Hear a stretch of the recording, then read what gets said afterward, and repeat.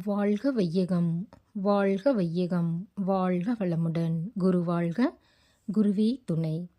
இன்னைக்கு எனக்கு கொடுத்துருக்க டாபிக் பார்த்தீங்கன்னா, ஆகினை தவ விளக்கம். முதல்ல தவம் அப்படின்னா என்னன்னு பார்க்கலாம். தவம் அப்படிங்கிறது நாம் என்ன நினச்சிக்கிறோம், புத்தர் மாதிரி மரத்தடியில் போய் உட்காந்து பண்ணுறது, மகான்கள் மாதிரி மலைகள் அந்த மாதிரி இடத்துலலாம் உட்காந்து போய் பண்ணுறதா தவம் அப்படின்னு நம்ம நினச்சிட்ருக்கோம் இல்லைங்களா. தவம் அப்படின்னா கவனித்தல். ஒரே வார்த்தையில் தவம்னா வேறு ஒன்றுமே இல்லைங்க, கவனித்தல். அகம் நோக்கி கவனிக்கிறோம். அதாவது நம்மளுடைய மனதை பேஸ் பண்ணி தான் எல்லாமே இருக்குங்க. இப்போ நாம் பேசுகிற எண்ணம், சொல், செயல் இதுக்கு எல்லாத்துக்கும் அடிப்படை பார்த்திங்கன்னா இந்த மனம் தான். அப்போ அந்த மனதை செம்மையாக வச்சுக்கிட்டோம் அப்படின்னா தான் வாழ்வில் முழுமையடைய முடியும். பெரியவங்க சொல்லியிருப்பாங்க, கேள்விப்பட்டிருப்பீங்க, மனம் போல் வாழ்வு. அது எதுக்காக அப்படின்னா, இப்போ ஒரு திருவள்ளுவர் திருக்குறளில் சொன்ன மாதிரி, வெள்ளத்தனைய மலர் நீட்ட மாந்தர்த்தம் உள்ளத்தனையது உயர்வுன்னு சொல்லுவாங்க இல்லைங்களா.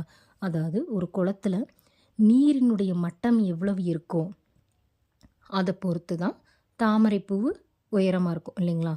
அதே மாதிரி தான் ஒரு மனிதனுடைய மனம் எவ்வளோ வளமையாக இருக்கோ அதை பொறுத்து தான் அவனுடைய வாழ்வு இருக்கும். மனது தான் எல்லாத்துக்குமே காரணம். அப்போ இந்த மனதை செம்மையாக வச்சுக்கணும். மனதினுடைய அலைச்சூழல் வேகத்தை நம்ம குறைக்கணும். மனிதனுக்கு அலைச்சூழல் வேகம் எப்படி இருக்குன்னு பார்த்தீங்கன்னா, பீட்டா, ஆல்ஃபா, தீட்டா, டெல்டான்னு சொல்லுவாங்க.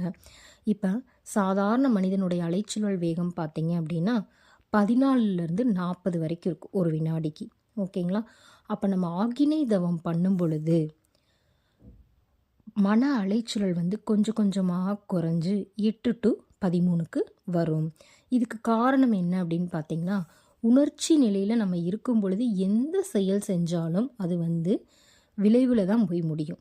அறிவு விழிப்பு நிலையில் நம்ம ஒரு செயல் செய்கிறோம் அப்படின்னா அது என்றைக்குமே நம்மளுக்கு வெற்றியை கொடுக்கும். அப்போ ஆகினை தவத்தை ஏறுபடி தவம்னு சொல்கிறாங்க. ஏன் அப்படின்னா, நம்ம ஆன்மீக பேச்சில் தவம் கற்றுக்குறோம் இல்லைங்களா, இதுதான் முதற்படி. அதனால் இப்போ பார்த்தோம் அப்படின்னா இந்த தவம் கற்றுக்கிறதுக்கு முன்னாடி சில சயின்ஸாகவும் நம்ம தெரிஞ்சுக்கிறோம். அதாவது எல்லா மதங்கள்லையுமே ஆன்மீகத்தில் மறைமுகமாக சொல்லியிருக்காங்க. கிறிஸ்டியானிட்டியில் பார்த்தோம்னா ஜபம்னு சொல்லுவாங்க, முஸ்லீம்ஸில் தொழுகைன்னு சொல்லுவாங்க, ஹிந்துஸ் பிரார்த்தனைன்னு சொல்லுவாங்க. எல்லாருமே புருவ மத்தியை ஆக்டிவேட் பண்ணுவாங்க.